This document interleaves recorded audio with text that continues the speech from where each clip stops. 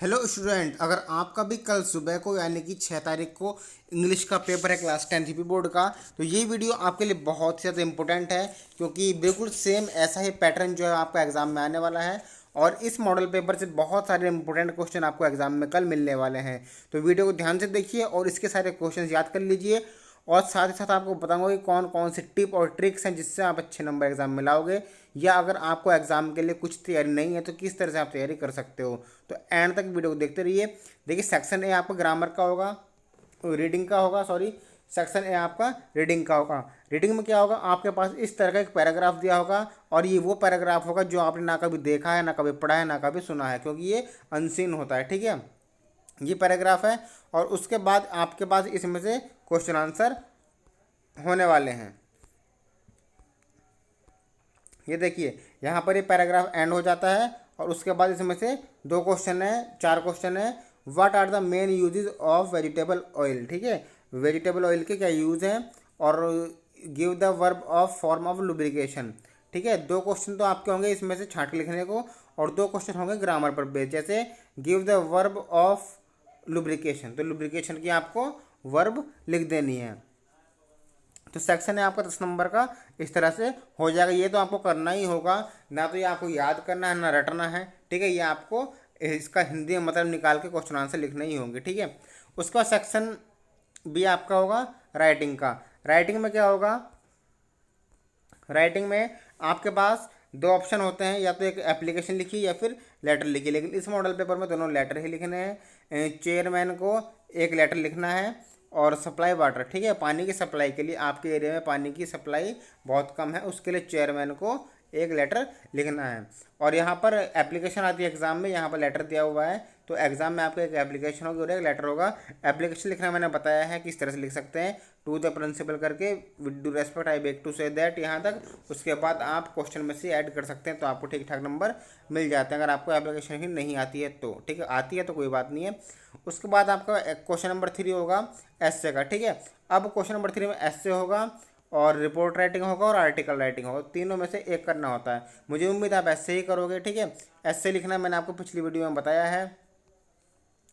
माई mother का ऐसे, uses and abuse of television, science in the public और scenes in the public park. तो my mother का ऐसे बहुत ही ज़्यादा इंपॉर्टेंट है। मैं आपको बता दूं, माई के लिए my mother, my principal, my teacher, my best friend, my father, my grandfather, my के ऐसे स्टार्ट होते हैं जो माई से स्टार्ट होते हैं, बहुत ज़्यादा इंपॉर्टेंट है। 5 ऐसे फिर सुन लीजिए, my mother, my father, my best friend, my principal, ठीक है, माई स्कूल। इस तरह के ऐसे आपको ये पढ़ लेना है, एग्जाम के लिए काफ़ी ज़्यादा इंपॉर्टेंट होने वाले हैं। या फिर रिपोर्ट राइटिंग कीजिए। ठीक है, right A report on it. आपके स्कूल में एक प्रोग्राम हुआ था, ठीक है, वहाँ पर स्पीच दिया गया था, और तो उसके बारे में आपको रिपोर्ट देनी है, उस 6 नंबर का है। ठीक है, उसके बाद ग्रामर की हम बात करते हैं। ग्रामर में आपके फिल इन द ब्लैंक्स हो सकते हैं, मल्टीपल चॉइस हो सकते हैं, या फिर क्वेश्चन आंसर हो सकते हैं। तो ग्रामर में यहाँ पे क्या होगा, पार्ट ऑफ स्पीच से ये आएंगे, और एक्टिव, पैसिव और नरेशन। ठीक है, इनसे ये क्वेश्चन ग्रामर में आने वाले हैं। जैसे पहले देखिए, love both and him honour we, तो इसका आपको रीऑर्डरिंग करनी है। Frame correct sentence by reordering the words, तो क्या बन जाएगा, love and we love and we love both. ठीक है, we love both honour him. ठीक है, इस तरह से इसका ये बन जाएगा। उसके बाद ही डज नॉट,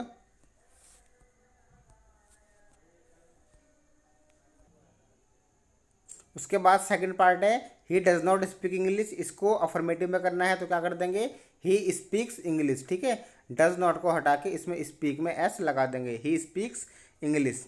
उसके बाद you are helping your brother, इसको हमें पैसिव में बदलना है, तो your brother is being helped by you. ठीक है, प्रेजेंट कंटिन्यूअस है। The sky is dot dot our head, तो इसमें क्या आएगा, ऑन या at, the sky is at our head. इस तरह से आपको ये प्रिपोजिशन भर देनी है। He lives in Delhi since 2010, तो लिव की फॉर्म भरने क्या भरेंगे इसमें, ही हैज़ बीन लिविंग। ठीक है, हैज़ बीन लिविंग या हैड बीन लिविंग, क्योंकि यहाँ पर सिंस आया हुआ है, परफेक्ट कंटिन्यूस टेंस है।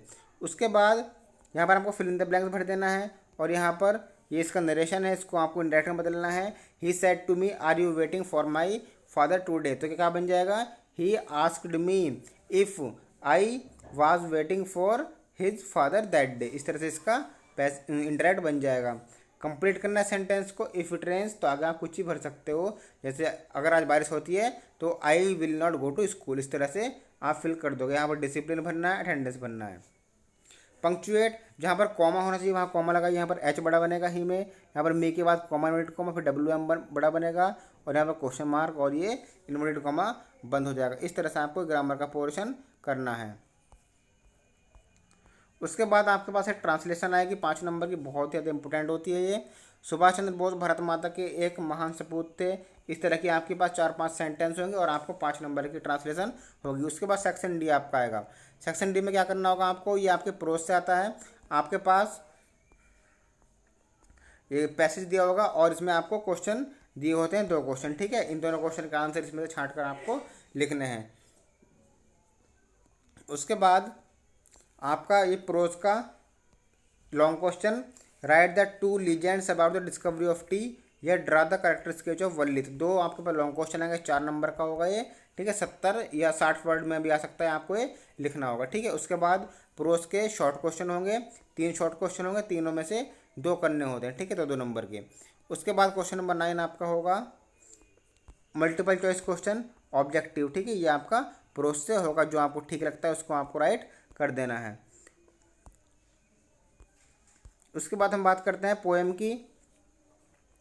पोएम में उसके बाद आपको या तो फिलअप करिए या फिर ये मिलान करना है, ठीक है। उसके बाद आपके पास पोएम होगी 4-5 लाइन की, और उसमें से आपको क्वेश्चन आंसर छाट के लिखना है, जैसे name the poem and the poet, poet और पोएम का नाम लिखो, ठीक है। इस तरह क्वेश्चन आपको फिल कर देना है। उसके बाद नेक्स्ट क्वेश्चन है गिव द सेंट्रल आइडिया।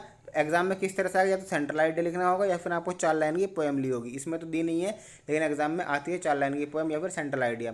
उसके बाद सप्लीमेंट्री के शॉर्ट क्वेश्चन, और यहाँ पर सप्लीमेंट्री के लॉन्ग क्वेश्चन 4 नंबर का, शॉर्ट क्वेश्चन 2-2 नंबर के।